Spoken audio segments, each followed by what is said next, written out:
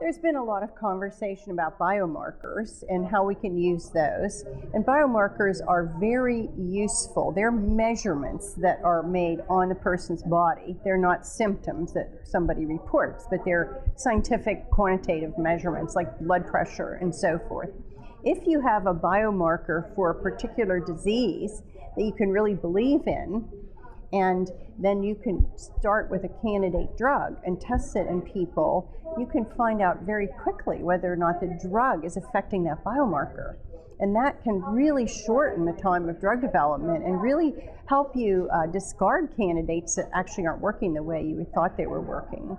So biomarker development is very important, but it's much trickier than many of the other things we've been talking about.